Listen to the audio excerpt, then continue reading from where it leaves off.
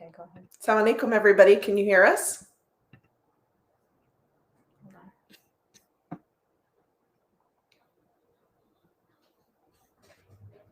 Okay.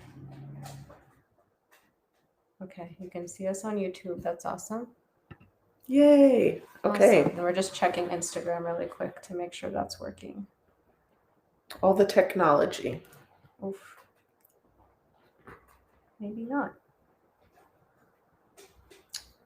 Anyone see Instagram? Because I do not. Let me check it.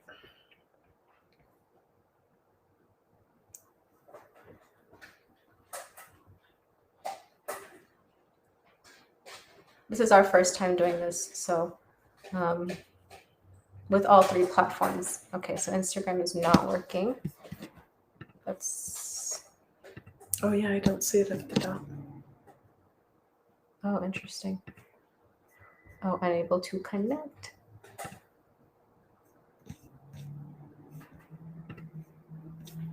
Bear with us just a moment, folks. Just trying to make sure everything's working. At the worst case scenario, we can use our phones and stream that way. And your tripod might be helpful. Okay. Okay, I'm just gonna do that because we're just gonna mute ourselves in just a minute.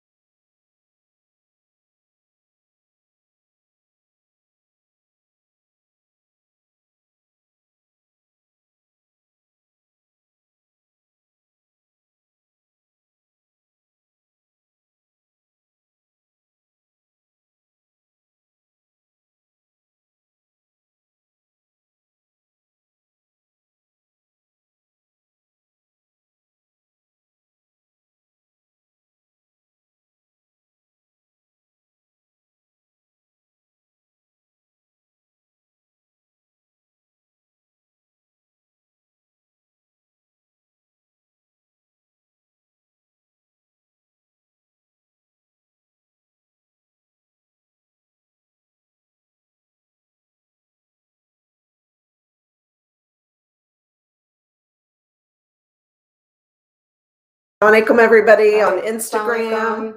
Assalamu Assalamu alaikum on Facebook. Assalamu alaikum on YouTube. My name's Alia Salem, and this is Sara Bawani.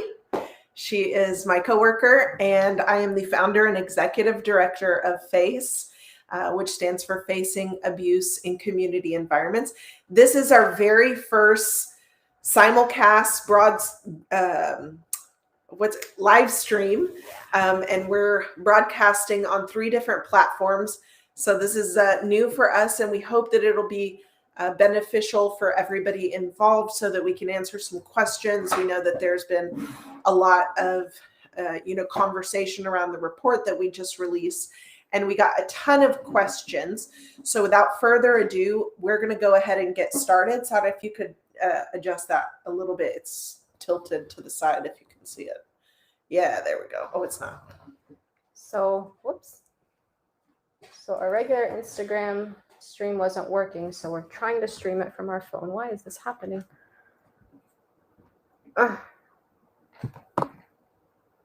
This is probably the best we can do so that we're looking in the same directions-ish. Yay! And let us know if you can't hear us or if anything isn't working, and the people who are moderating will inform us. Inshallah. So without further ado, Bismillah ar-Rahman ar-Rahim, salatu wassalam ala Rasulillah wa ala alihi wa sahbihi ajma'in. Jazakumullahu khairan. Thank you so much to everybody who has joined. We are really eager to get started and have this conversation. We put out a question on our story a couple of days ago when we released the report, asking people what questions they had. We had a huge response. And so we wanted to share some of those questions. Hopefully, some of them we can't answer and we'll let you know. Some of them were not relevant to, what's going on in this case. So we won't be answering those to save time. But we hope that the information that we share and the links that we share and provide is something that you'll find helpful and might answer some of those questions and hopefully address, some of the aftermath of what happened when we released the report. So we'll go ahead and get started.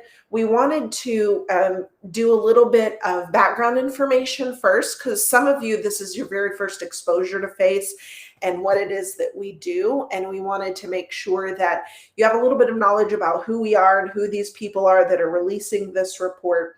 And so we're going to go into a little bit of that. But first, we have some ground rules that Sara is going to read and share with us so that we understand what we're here to do today, and we make sure that we have the right focus and the right frame of mind. So Bismillah, Sara, take it away.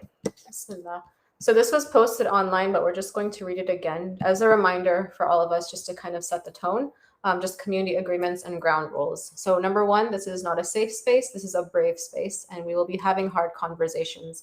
Number two, any comments including victim blaming, demanding evidence, or for victims to identify themselves, as well as profanity, will not be tolerated, because especially because there are survivors that are attending this Q&A. So all the mediums are being moderated. Any trolls or disrespectful folks will be blocked immediately. Number three, if you are a survivor or if you find yourself experiencing overwhelming emotions at any point, please take care of yourself. If you need mental health support, we have 2 to 4 therapists on standby who will be available. You would need to email mentalhealth@facetogether.org and just request for a moderator to post that in all the chats, just so everybody's able to see it. Number four, we have a giant list of questions, and I think we've covered just about everything that everybody's going to be asking. But in general, if you have more questions, please be respectful and have a genuine desire to understand, listen with an open mind, and assume positive intent. We are super transparent about who we are and our mission, and are always willing to answer questions. And lastly, we won't be discussing specific details about the report that can be found in the report. If you ask details that are already there, we'll just direct you back to it. So we're just assuming that if you're here, you've read it, or at least are quite familiar with it. Okay. All right. So I already explained who we are. I am the executive director, and Sara is our licensed social worker. She is also our case manager. So she oversees the intake and the outtake of all of the cases, manages our case management software, etc., and helps keep us organized in this process. We're both investigators. We are both authors for reports. Sometimes Sara authors the reports and I help edit them and co-author a bit, or vice versa. We both have a hand in that. And then we have some people who are on our board and some of our advisors, which you can find most of them, especially the board members, and another staff member. Sadia Bashir is our newest staff member. She's our administrative assistant. And all of our team pretty much looks at the report and provides feedback, whether it's an advisor or board member or staff members. And so you're welcome to visit facetogether.org and check out, who's part of the FACE team. We're very up in front about who we are, what our background is. I myself have been working in the community for, 17 years now. And Sara equally has been part of the Muslim community her whole life, both of us, our whole lives, and have been super active in different student groups and in different organizing spaces, etc. And so we have been working with FACE for some time now to try and work on these issues. Okay, as we talk about the report, we want to make sure that if anybody is in the room who has not been able to read the report due to accessibility issues or access issues in your country, please don't hesitate to reach out to us. Our email address to do that is admin@facetogether.org. That's admin@facetogether.org. If you are having legitimate accessibility issues or access due to the country that you're located in, we will take efforts to make sure that you have access to this report in a form that you can read easily and be able to understand and incorporate into your community. Okay, so what this report is and what it isn't. So we have a few pre-prepared statements that we're going to read just so that it helps you understand exactly what you should be thinking about when we think about this report. So a lot of people are asking questions that kind of lead us to believe that maybe people don't understand what it is we're trying to do. So what this report is an account of statements and evidentiary support that we reviewed in order to determine the veracity of the allegations that were presented, and which those were outlined in the report. We are not an adjudicatory process. We are not a court of law. We are not forensic investigators. This is not a criminal judgment. We have not removed, nor do we have the power to remove, any of subjects' rights. We are merely transmitting this information to the community to help safeguard individuals who may be vulnerable in the hopes that future victims do not become a reality. This is a critical piece. When we talk about FACE, which stands for Facing Abuse in Community Environments, a lot of times we have these issues bubble up and people don't know what to do. They don't know how to get to the bottom of it. They don't know, what to make of it, and they don't have the capacity for which to do something. We hope to help notify people of what we were able to find out so that they can use that to safeguard their communities. So who are we?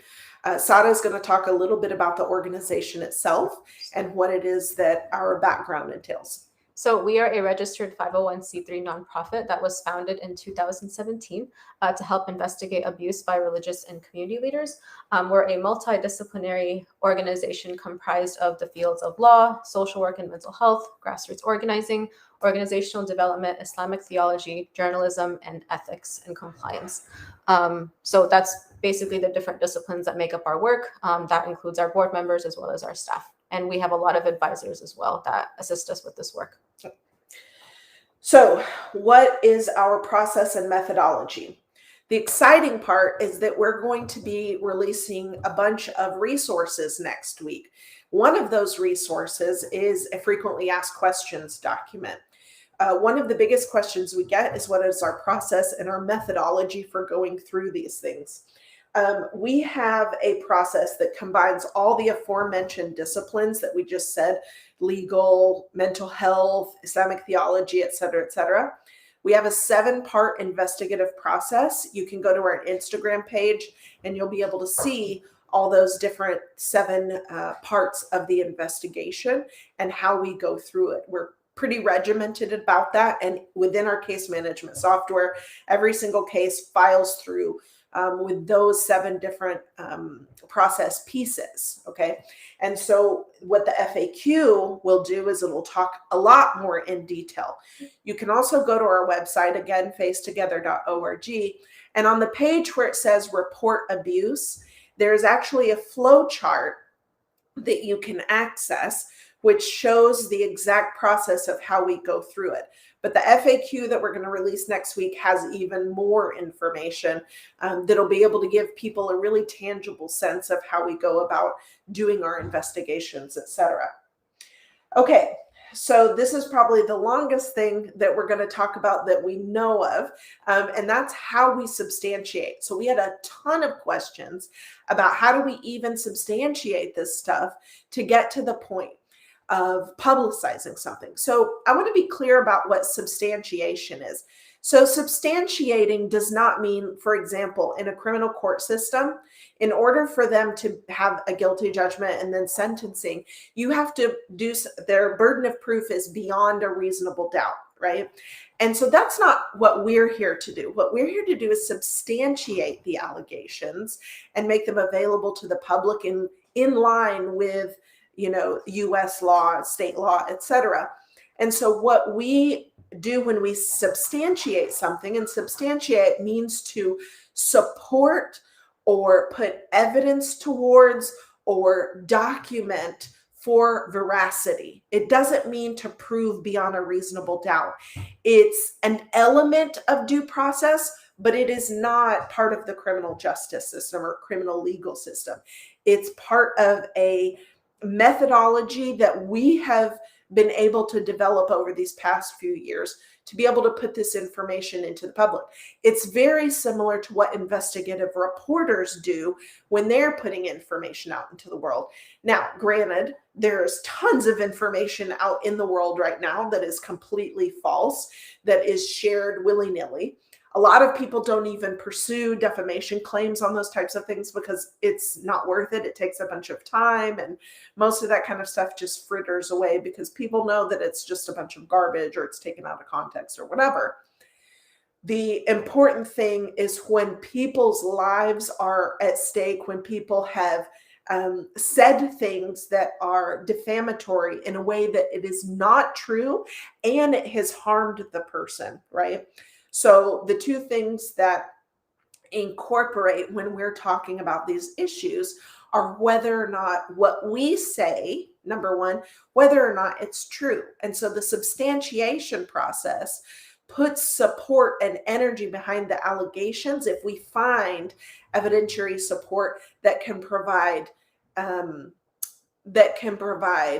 substance and veracity to those allegations so that we can determine the likelihood of whether or not these allegations of abuse transpired, right? So it's important to understand what it is, that we're actually doing. So how we substantiate, this is a bit long, but it will be released in our FAQ if you want more information. Statements and allegations require a minimum of 2 pieces of evidentiary support that support the allegation of abuse in definitive terms, which include but are not limited to, if the accused party was to admit their misconduct, that's a very strong piece of evidentiary support. Independent corroboration by another victim, survivor, or source. Independent is defined as someone who does not have a direct affiliation with the other party, who has also provided the name or similar details of the violation. An eyewitness that corroborates all or part of the allegation. A licensed professional who provides a formal statement that they received and documented a matching initial outcry or abuse disclosure.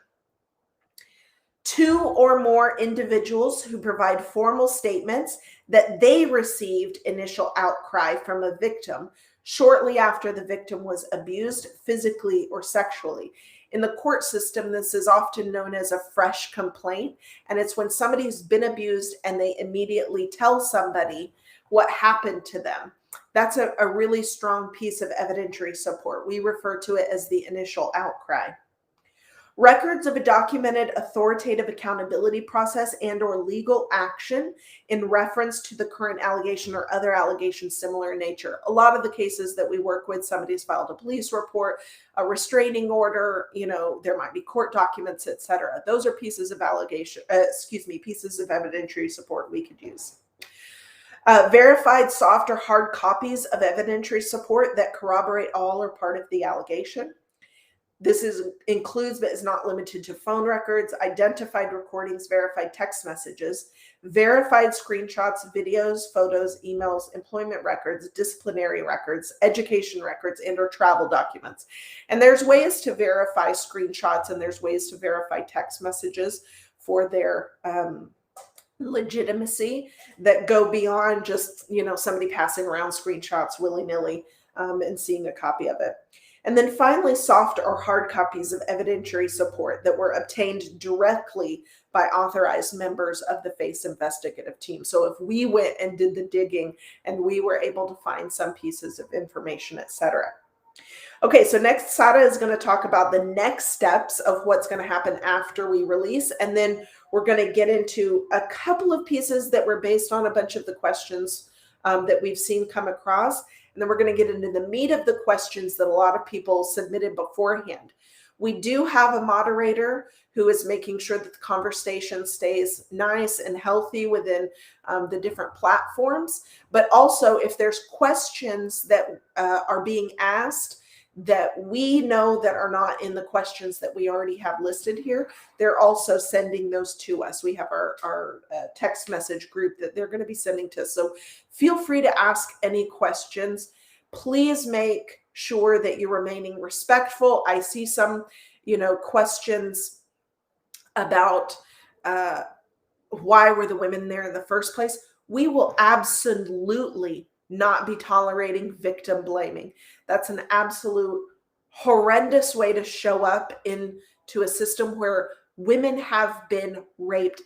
If somebody was in a room and they were standing there and through fault of their own, not fault of their own, nobody has the right to abuse an individual or take from that individual what is not theirs and what's not freely given under a formal consent process where somebody has agreed to that action. Saying things like, why was that person there? That is a prime example of what we call victim blaming. And under no circumstances will that be tolerated. So you either cease that behavior right now or you will be removed from the conversation. So next steps and what happens next. The most important thing, of course, that all of you have so amazingly been doing is sharing with your communities and sharing online. Most importantly, we want to make sure that communities, institutions, masajid, organizations are all aware of this report so that they know not to contract with subject. And I'm not going to be saying his name today. I'm just going to be saying subject because we don't want to give him that kind of power. So share within your communities. We are releasing a community response toolkit next week, inshallah, that you can take back to your communities in the case that an outcry comes up, in the case that he is invited, or in the case that you encounter any other kind of abuse that needs to be mitigated within your communities. We're also going to be releasing a code of conduct next week, inshallah, for institutions to implement to ensure that there are processes in place for protocols to put in for employees, volunteers, etc., as well as for what to do after something has been revealed or after there's been an outcry of abuse. Of course, talk about it in groups. There's so many different platforms and places where these conversations can be held in a way that is safe and productive. Make sure those people that are leading it are qualified and that they're licensed professionals on the call, especially as, again, there are survivors on all of these calls, not just of subject, but of many, many different individuals in our community. If you represent an organization or if you volunteer or are employed with an organization, don't be afraid to talk about this, especially within your organization's leadership. Now more than ever, we need to make sure there is a lot of conversation within leadership and within organizations around how to handle these cases.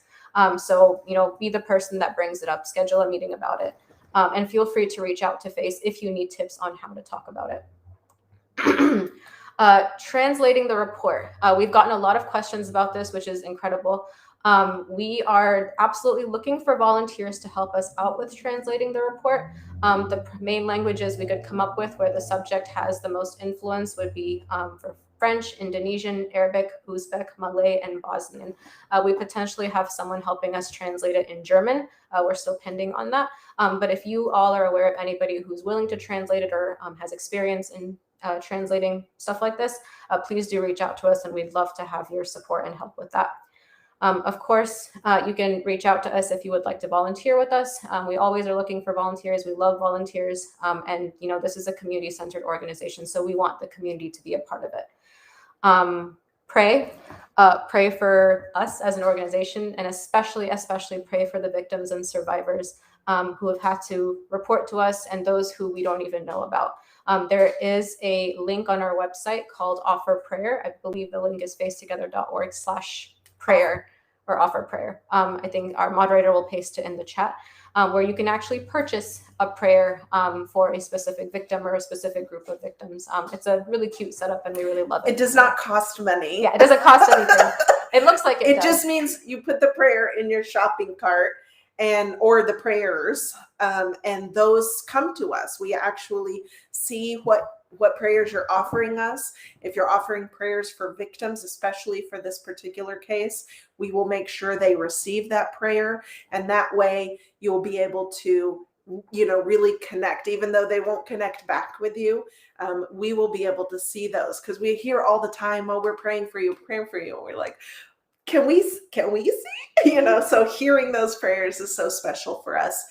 Because that's the reason why we do this. We do this for the pleasure of Allah subhanahu wa ta'ala and trying to make sure that we are doing this in a way that pleases him, in a way that is correct Islamically, and all of your du'as and all of your prayers and supplications are truly, truly a treasure for us, and restore us and help us to do this work. So please, feel free to do that. You don't have to do the offer prayer, but we'd love it because we get to see it. So yeah. And lastly, of course, please donate to this work. A chunk of our funds actually goes towards mental health support for victims, as well as general support that they may need. So donations, fundraisers, giving circles, you can start those up in your community. Those are always really, really helpful. There's just two of us and an admin assistant, and we're really trying to raise money to hire more people. We're really backed up with cases and in the middle of a moratorium on taking cases. So we're not even taking cases right now because we can't, meet the deluge of reports that we've already received. So that's all I have for the question for next steps. Okay. Our next question is about Satr. Okay, so one of the biggest questions that we get all the time is the concept of sitr, the concept of covering sin. Why are we not covering sin? Why are we not giving 70 excuses? That is a big Islamic principle. And of course, we agree with that, but we have to understand what the purpose of sitr is. And there is a link that is going to be posted shortly to an article that was produced by Karama, which is a local nonprofit organization here in the United States. It's a group of attorneys, women attorneys, who have looked at a lot of different cases from a female lens to address a lot of the issues we see, especially around abuse and around some of the rights violations that we're seeing against women, etc. But when we talk about sitr and covering of sin, that is a concept that specifically refers to covering of private sin, private personal sin that does not abuse or violate another person. Islamically speaking, we are not supposed to speak about evil except when it is in the cause of somebody who has been wrong or oppressed. That is such a critical thing to mention. There is a passage in the Holy Quran in chapter 4, verse 148. Bismillah ar-Rahman ar-Rahim. Allah does not like the public mention of evil except by one who has been wronged, and ever Allah is hearing and knowing.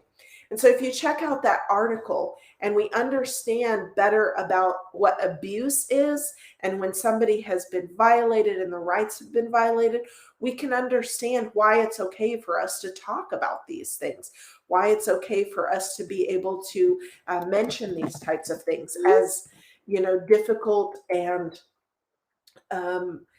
hard they are of the conversations for us to get through.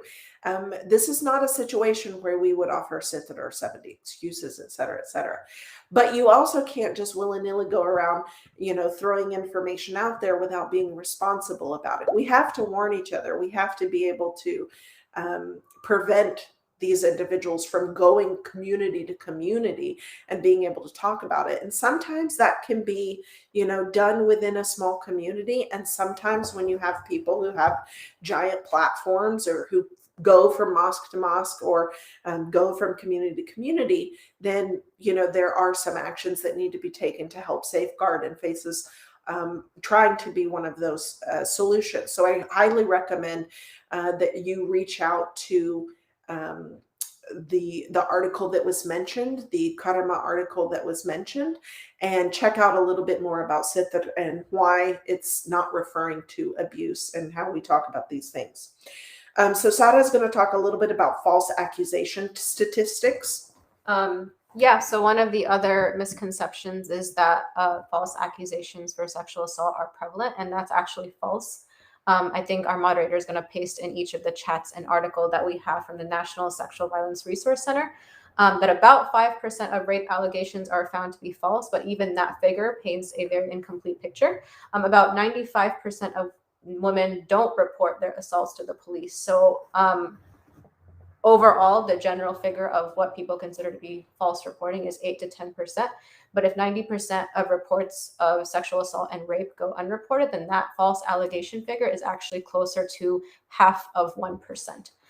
So we always like to mention that just to dispel any myths and misconceptions. That false accusations and false reporting is quite rare, and that's also why we have those that part of our methodology to have those substantiating pieces there before we actually publish anything. One of the things that people talk a lot about when we talk about especially sexual assault, and it tends to be controversial, but I think if people understood it a little bit more, they wouldn't find it so controversial. And it's this concept of believing the victim. And everybody also always says, well, what about due process, sister? And what about, giving two sides of the story, et cetera, et cetera.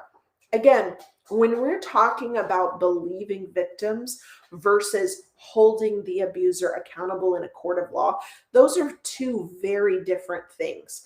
You have to understand that it is possible to believe a victim and also to make sure that that person who goes through that criminal court hearing and all of that kind of stuff, if they see, their day in court, et cetera, and they are held guilty, okay, and you believe the victim, great.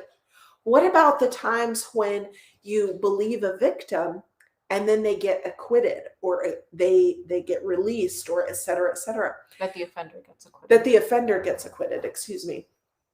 When you have and one of the challenges with the criminal legal system is that a lot of these cases cannot be proven in a court of law or don't even see the inside of a courtroom. And even when somebody is released, it doesn't mean that necessarily that they didn't do it. It means that the burden of proof was not met. And so when you have a victim who has gone through something and they have, tried to put their lives back together, et cetera, and they don't have support because we're waiting for the due process system to take place, our criminal legal system is not something that is perfect or is, a lot of people know this, especially in the Muslim community, because we get targeted all the time and it's unjust and people get away with murder all the time. People get away with sexual assault all the time. And it's something that has to be looked at through the prism of balance, right? And so when we talk about believing a victim, right, you can hold those two things separate. So for FACE, we believe victims. We start by a process of believing victims. Whether or not we can substantiate it is another subject. And we make that very clear on the front end. It's okay for you to believe a victim and not being able to do anything about it and providing them resources and support, right? It's okay to believe victims because the probability that something happened to them is astronomically high. The statistics that Sara just read have been over decades of research upon research upon research about especially sexual assault victims. And so when we talk about believing victims, you have to understand you are giving the benefit of the doubt to the person who has likely been harmed. The statistics are overwhelmingly, it's not even in the ballpark, 94%, 90th percentile of people who come forward with assault allegations are telling the truth. We have to be putting the emphasis on that. So when we talk about believing victims, for example, FACE can believe a victim and we might not be able to substantiate something, but by God, we will still get them help and resources and support and do what we can, even if we can't publish a report on them. And you can do the same. You can believe a victim. You can get them help and support. You can encourage them to take steps to achieve some sort of justice if they want to. The point of the matter is centering the victim instead of centering the accused. Our culture and society is centering the accused and is worried about giving the benefit of the doubt to the perpetrator instead of giving the benefit of the doubt to the person who has been abused, who has likely been abused. Now, FACE has thought through a lot of processes in order to make sure we protect against false accusations, because as rare as they are, people have already tried to manipulate and utilize FACE to get back at somebody or to take vengeance or this or that. And because of our process, because of our very detailed process and our team, that, does not materialize, because we're able to uncover. We don't just spew information the moment we hear it, right? We have a very detailed process to substantiate and so on and so forth. So it's important that people understand that the process itself is also inclusive of protecting against false accusations. But we still believe victims. Something must have happened, something that they need help with. And if people are calling and making false accusations, frankly speaking, they need some help too, right? We're just not going to publish a report because it's either false or we don't have substantiating information. So it's important for people to understand this idea around belief. You can believe victims. Go ahead, believe them. Get them some support. Speak about these issues, because the likelihood that they were harmed is so overwhelmingly, incredibly possible. And the likelihood that that other person is innocent is so small that you will be doing a disservice to the truth if you give the benefit of the doubt to the perpetrator. So we really encourage people to understand that type of statistic and that type of information so that they can really start to shift their attention away from protecting reputations, away from protecting institutions, and certainly away from centering the perpetrator, centering the accused, and giving them the benefit of the doubt. We should be, rallying around victims and centering them and making sure they're the ones who are given the benefit of the doubt. And Islamically as well, our obligation is to protect the most vulnerable. We hear this in our hadith all the time, is that Islam is on the side of the most marginalized, the most vulnerable, the most weak. And that's where we should always begin. Yeah. Okay. So we're going to be getting into confidentiality. One of the questions was around confidentiality. Why don't people come forward, et cetera, et cetera. So we wanted to answer that question. Keep in mind, it is critical to protect the identities of victims who wish to remain anonymous. It allows victims the safety to come forward without fear of retaliation or victims dealing with judgment from the public. Remember, this is not an adjudicatory process or a court process.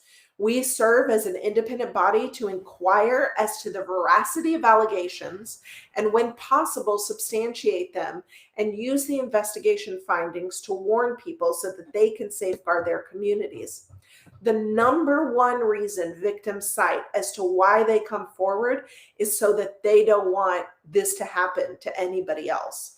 That is something that is so important and so critical for people to understand. And that's why we should be centering victims and centering them in the entire process around dealing with abuse in community environments.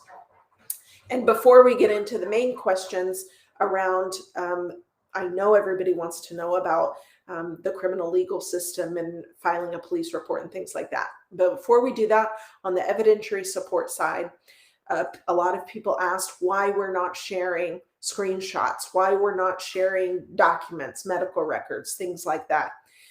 So these reports aren't meant for people to go and investigate themselves. These reports are meant, we are coming to you with our full faces, with our full identities. We're putting our names and reputations on the line to bring this information to you. We come with, people who've helped us craft this process from the legal background and mental health, et cetera, et cetera. And so, we're putting this information out at risk to us, right? And so that in and of itself is something that we hope that people can rely upon. When we publish information that we have a right to publish. If we have not been given the right to publish information or it puts somebody at risk, we would be held liable for that, not only from a legal perspective, but also from an ethical perspective. It's critical that these reports are looked at in an academic fashion. This is not for to appease some sensational voyeuristic desire that people have to know all the nitty gritty type of stuff. We're also not going to share some of this data because it's traumatizing. Sada and I have to really, really worry about our mental and our spiritual health because we're consuming so much traumatic information on a regular basis. And so we really want to help people understand that that information is not, what's the word I'm looking for? It's not suitable for public consumption. It's really difficult to read, especially the personal statements that were given in the interviews that were conducted. So we try to lay out exactly what we looked at, so the types of evidentiary support that we looked at, and we even got more rigorous than we've ever gotten with this particular report because we knew that people were going to have a lot of questions about the material, but most of that stuff we never share. Snapchat conversations and text conversations and videos Or medical records. or medical records. That would be an entire HIPAA violation in and of itself, for us to release without consent, et cetera, et cetera. So it's really critical that people understand that. Now, the very first question around legality issues. I have not seen a question more prevalent than why is there not a criminal case against this individual? Why has this not been reported to the police? Why is this not being pursued in a court of law, et cetera, et cetera? So it is important to understand what FACE's role is in all of this. It is not within our purview to be able to report to the police, especially against the wish of victims. There's also a lot of things to consider when you think about statute of limitations, when you think about locations of the victim and what state laws say, when you think about location of the subject themselves, the person who's been accused. So there's a lot of things that come into it. There's currently not a court case at the moment. A lot of people believe that this is something that should be taken to a court system. It is within a victim's prerogative, and they must be empowered within that prerogative to either report or not report. If they do not choose to report, they should not be pressured to do it. If people understood the difficulty of the criminal legal system and what people go through to try and see a case through, it's extremely traumatizing. A lot of times the person never even gets convicted because the burden of proof is so difficult. And there's oftentimes, especially if it's been years before, a person even comes forward, the statute of limitations runs out. There's no DNA evidence, et cetera, et cetera. And so it's hard to prove these cases in a court of law. And so there's a lot of different things at play: reputations, relationships with families, different safety issues that might come to play. And so a victim who has been abused is the one who knows best about what their safety entails, what their capacity is to see this through, et cetera, et cetera. And so we have to be honoring victims in that process. We do not pressure victims. We don't even encourage it. There's so many issues with the criminal legal system, and how justice is achieved, or how even the accused, what they would go through, et cetera, et cetera. Why we don't push victims to go through that process. What we do want to focus on, however, is how the community holds these individuals accountable. Since most of these cases never see the light of day in a courtroom, or much less anybody is held responsible in a courtroom, we as a community need to do a better job of holding individuals accountable. We have to make sure that we are taking steps to prevent these people from having access to vulnerable people, making sure that we're all aware and cognizant, et cetera, et cetera. But there is no court case going right now. It may happen in the future, it may not.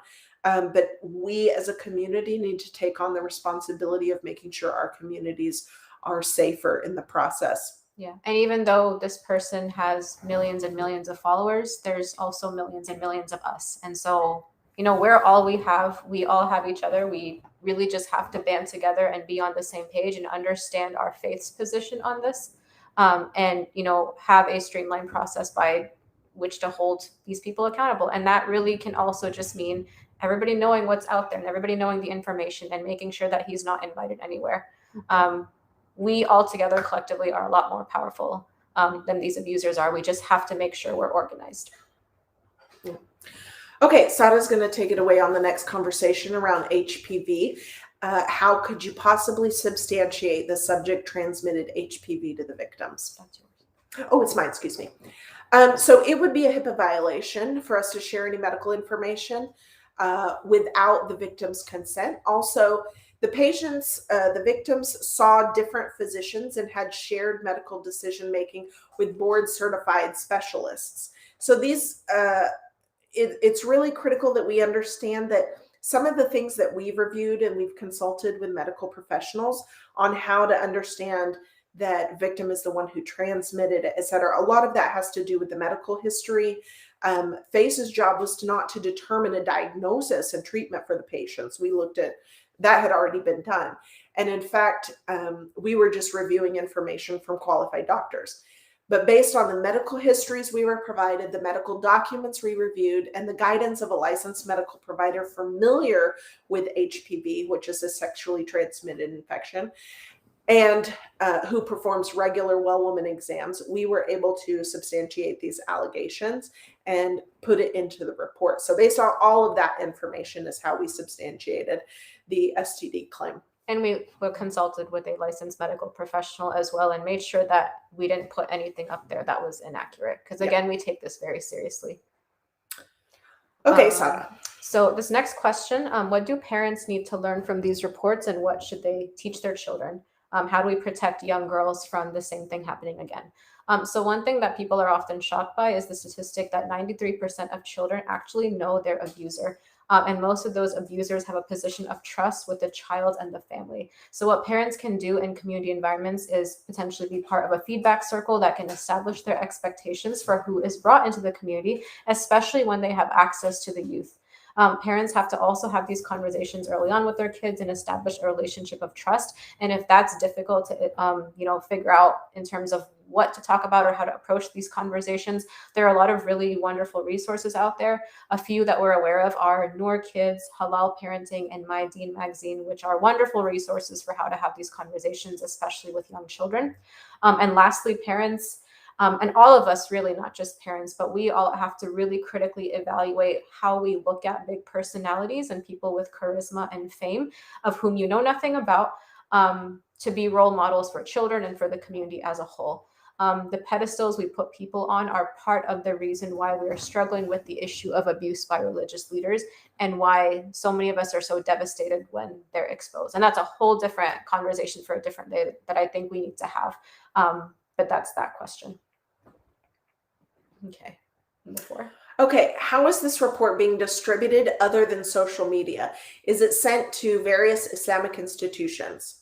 How will you be informing mosques around the world, especially within the UK? We have emailed it to everybody in the States who had former affiliations with the subject. There are people, we have partners in the UK and in South Africa, who I will talk about in just a moment, who have been distributing it.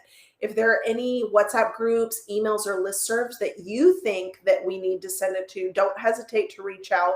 You can email us at info@facetogether.org, and we'll be happy to, send it to an entity maybe we weren't aware of, et cetera, to make sure that they get it as well. But you're also, free to share it and send it to people who you think it's an important thing for them to know and distribute it and disseminate that link as well. In fact, we encourage it because this is where community support and rallying together comes in, is for when the community also takes these matters into their own hands and distributes the report. Mm-hmm. One of the things that's coming out next week, along with the FAQ, is going to be the community response toolkit. It'll have lots of suggestions about how to go about using these reports, et cetera, and trying to share information with your communities, how best to go about doing it, what steps you can take. A lot of our team members are grassroots organizers, so we're going to be sharing information about, how you can go about doing things yourself to be able to hold these individuals accountable and make safer spaces. Again, just a reminder, the use of profanity or derogatory language is not going to be tolerated, and you will be blocked immediately. Okay. This one? Yeah. So that question is there a reason narrative details were left out about the victims with STD and cervical cancer? Those were not included because they were safety concerns. And again, HIPAA violations that the victims themselves were just not comfortable with. Or there wasn't a willingness from the victim to share more than a formal statement and evidentiary support. And on that note, the next question is what steps are taken to protect the anonymity of victims? So as Alia mentioned before, we don't publicize salacious material in the form of evidentiary support. Specific to that reason is to protect their anonymity and their identity. We make sure to take out identifying information in the report. We have disclaimers and agreements we read on the record during their interviews so that they know and they have record, or we have in our own records, that we won't publish their names anywhere. And lastly, the victims actually have the opportunity and are given the opportunity to read the report at the end before it's published, to let us know that if anything that we've written compromises their identity in any way. Next question. It kind of revolves around not everyone will believe this report. What's subject's side of the story? Why hasn't he responded? Have you approached him for comment, and what was the response? That information is available in the report for you to read. We detailed out exactly how we tried to reach subject, as well as his manager, as well as other people through him. And as for the response after the report, he seems to be blocking everybody online and deleting comments profusely. So that's why his page looks very clean. But people have been commenting and tagging, and we've seen a lot of people flooding the pages, and keep doing that if you're able to. But they're doing a good job of just trying to get rid of it. And that's what they do. In the report, the response from subject and others surrounding the allegations last year in this report is towards the end of the report. So you can scroll towards the end if you wanted to just get that information. So what happens after the report is published? What happens now? Now is the time where people are getting this information. There will be more conversation to happen. There will be, op-eds that people will write about this, trainings that are going to happen. We're already in discussions with student groups and other individuals who want to know more about how they can go about protecting their communities. And so that's what FACE is going to really take on. We're going to be speaking with people who want to have more tools and resources on how to do this. As far as the community is concerned, though, it's really up to y'all. The sky is the limit with how we can go about creating creative ways in which to hold individuals accountable. We'll talk a little bit about that in just a moment on what some of the things that people can do are, and again reminding you about the community response toolkit that we're going to be releasing next week with a few other resources. Similar to that, any chance we can start deleting his social media platforms as a first step. That's not part of FACE's mandate, and we don't have the personal bandwidth to organize that, but we encourage the community at large to take steps to make the community safer. So if anyone's familiar with any resources or has access to anything that, or a guide or something that can do that, we'd be happy to learn about it and distribute it. This is a really important question. I think you should answer it. What words of reassurance can you give to us Muslim sisters in times of despair like this? I feel like my religion is being stolen from me. Allah help us. How do we reconnect with our masajid? That's a really big and heavy question, and I want everybody to understand that we are right there with you. We are observant Muslimin who see this information, and sometimes you can't help but ask why. Sometimes you can't help but, in your prayer and in your solitude and in your dua and in your thoughts and in your waking hours and the moments when there might be stillness, And these things you think about, they hit you and they affect you in such deep and profound ways. You have to know that Allah subhanahu wa ta'ala is there and He will open doors. You have to trust that. And I know that that's so easy to say. Oh my gosh. I've had people say, you have to trust Allah, you have to trust Allah. But when you trust Allah, when you take a step and you say, I really don't understand what's happening here, but because I know who you are, because, especially if you have a personal relationship with Allah, it helps to be able to go to Him and pour out your heart and take steps to do something to protect yourself, to protect others, and doing it for His pleasure. Always make sure that whatever you're doing, you're turning back, purifying your intentions, making sure that it's only for His pleasure, that you're doing this only in order to fulfill His commandments. And we'll talk about some hadith that are really strong in terms of how we go about approaching this. But Allah is not the one who does these things. These are these individuals, and they take these steps, and we have to deal with them. And people all over the world who are going through war and famine and you name it. These challenges are endless. And it feels like, especially now, it feels so overwhelming. I know there have been moments where I felt like I was drowning and that there's just no hope. And why do we have to go through this? You're not alone. I don't have all the answers for you. All I can say is what I do, and that is always hanging on, coming back to the words of Allah subhanahu wa ta'ala, coming back to His promises for us, both in this life and the next.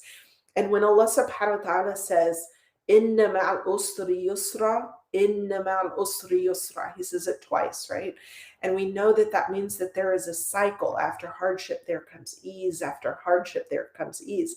It's not after hardship, there's ease for forever. No, we know that we're just constantly tested and put through. And it certainly, as a 41-year-old female, it feels like this is one of the hardest times I've faced in my life.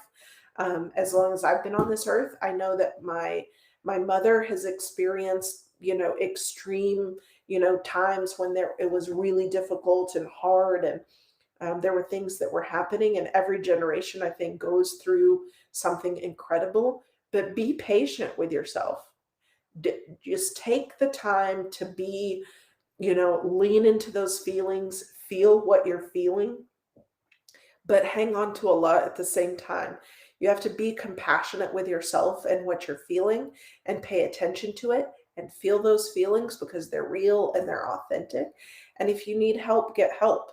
If there's something that we can do, if you're, feeling depressed and traumatized and downtrodden because of this particular issue, we'd love to, refer you to mental health resources, help you get in touch with spiritual guidance resources that maybe you need in order to, help process some of this information. The Muslim community has come a long way in the last decade when it comes to resources, and we'd love to put those things in your hands so people can have access to support. But as one person, Brother Zuhur, said in the chat, verily with remembrance of Allah do hearts find rest. I could not agree with that sentiment more. And if you have time, make dhikr. If you have time, get resources. If you have time, pray, extra supplications in addition to your salah. But just hang on and push through that moment, push through those feelings, and it will help you tremendously. And reach out to us if you need some assistance. We'd be more than happy to guide you to resources that can help get you on another path. Yeah. It's already been an hour, which is wow. wild. Do you want to read one last question? I'm going to read the victim statements. I think we can get through a little bit more. Let's. Okay, awesome. We're going to push 10 minutes and try to get through some of them. All right, Bismillah. The next question that was also pretty common, will institutions who have hosted him be speaking out? and as well as prominent mashayikh that he has dealt with. Can you get scholars involved, community faith leaders in general? Why are imams scholars that know him not speaking up? So yes, the institution that specifically had contracted with him did put out public statements when they severed their relationships with him. Those are available on the report on our website. We've made sure to link it every time their name is mentioned, so you can definitely go check that out. As for currently, I don't know if you want to answer that. It's I'm gonna go an close this ongoing one. frustration with the respect to people speaking up. I wouldn't put too much stock or hope in people speaking up and speaking out about these situations. A lot of people want to kind of stay in this sort of middle space. There are some organizations who take, big steps to come out and say things, but there are organizations, most of whom are doing work like this. For example, like the Hurma Project, who's doing a lot of education and material support around spiritual abuse and the sacred inviolability of people. And there's been, I think, one imam that we've seen, come forward publicly and say certain things. We're pretty, we're pretty resolved in where our community's at the moment. And a lot of people don't want to even get into this topic. One of the reasons I think that is because people are just really aggressive in their response to, how their entities are showing up, or they've got opinions about faith and they think we're some, feminazi imam hunters. We got called Buffy the Imam Slayer yesterday, which was a new one. It was creative. I'm not gonna lie, it was pretty creative. But we're just Muslimin here, trying to hold people accountable and do it in a way that is within our purview. But I think some of these leaders don't really have the wherewithal, or don't believe in our process, or some of them believe in the process but don't want the backlash that comes with it. So we've got a long way to go as a community in how we show up and how we, try to put emphasis on these issues. But over time, I hope that will change. Maybe we'll see some more. But I was honestly really proud of Muslim Aid and Human Appeal. They did great jobs in Muslim Aid USA immediately. When the public outcry came, they immediately issued a report and a statement Mm-hmm. and said that they had cut ties with him, et cetera, et cetera. And so those are significant steps.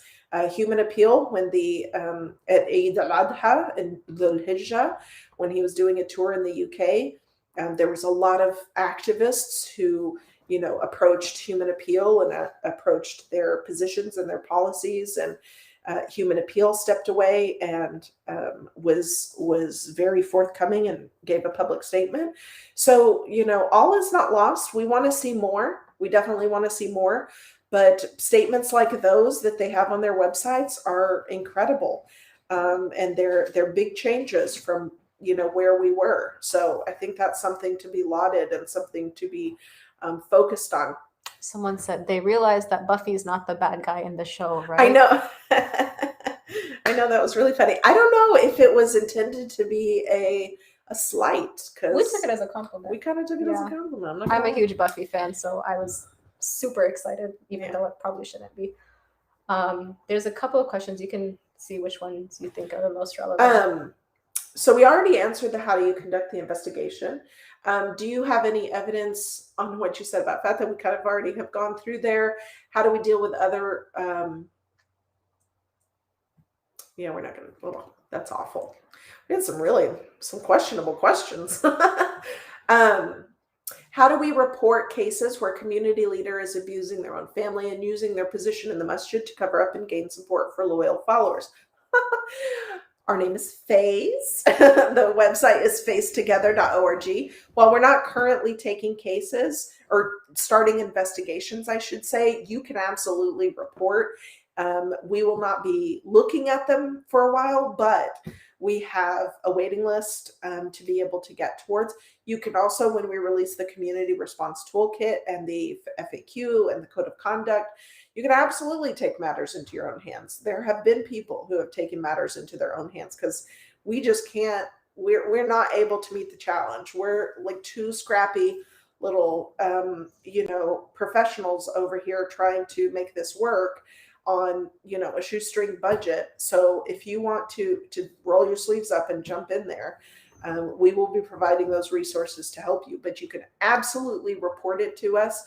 We've got an exciting employment database project that we're working on. So those reports will not go to waste, even if we don't do an investigation. So please feel free to report phasetogether.org.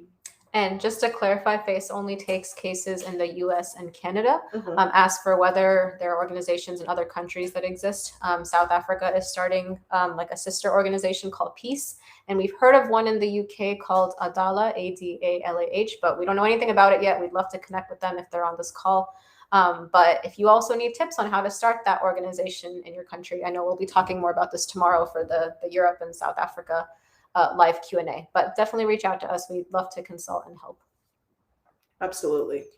Does substantiated mean he is guilty? As we, shared earlier, substantiated is not guilty in a court of law. We're not here to pass judgment on somebody. We're here to say that the evidence we were presented has veracity to those claims of abuse and is something that provided some proof and provided some body and some structure to the allegations, and that they were to the point where we believed it was necessary to warn the community, and we put those in there. How can we support your work? Please visit phasetogether.org /donate, and you will be able to support financially. You can volunteer also on our website.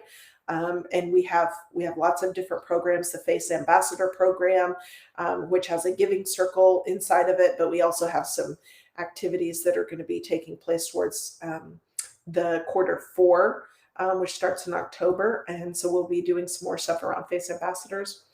How many ongoing cases do we have? We currently have 41 open cases. Wow. 40. We can cross off one. Goodness gracious.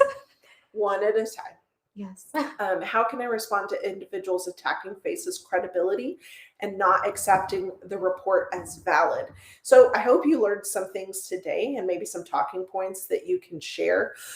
The thing I think we always try to focus on is that we're real people doing this work. We don't have an agenda except that we're here to please Allah, and we're here to try to help the community be safer and try to work in these issues from a really sincere place and help our communities have leaders who, are deserving of those positions, who are good and qualified and great role models and representatives for our kids and for our families and our communities, so that we can, hopefully a community is defined by its leaders. And if we're just letting leaders run amok in our community and just do whatever the heck they want because of don't talk about it, that's just completely irresponsible. We need to clean house, folks. Yeah. And also just to add, I believe somewhere between 25 to 30% of those cases have some aspect of child abuse to them, which is a whole other level of egregiousness. And that's, again, why we want to expedite these and prioritize those particular ones as much as possible. So we are going to actually close out. I know we couldn't get to all of the questions. I hope that some of these were helpful and that you learned a little bit about it. We are doing another one tomorrow. So if you did not get your question answered and you really want to go for it, we will be happy to try and work those into tomorrow morning. But we have one more question. I just want to add that in. So don't hop off yet, because we have one last thing to close out with. We're really closing out with some confidential victim statements that were provided to us Somebody asked how the survivors are doing and how we can support them. And so we want to read the statements that were given as a trust to us to read for you tonight. We will also be putting those on our website and social media pages. They're anonymous, obviously, but these are from 3 of our victims who wanted to share with you something that we hope that you'll take advantage of. And also, if you want to come to tomorrow's event, please don't hesitate.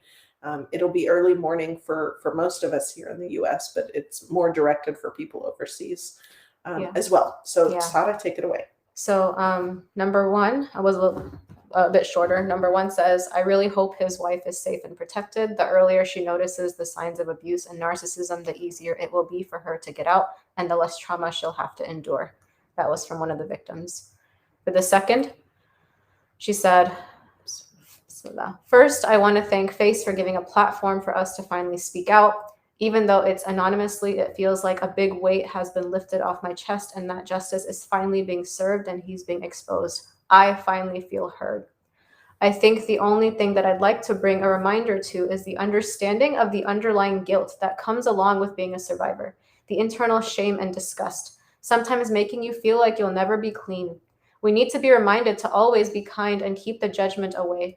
I guarantee we are all beating ourselves up with shame more than anyone else could shame us. Therefore, keep the horrible comments to yourself.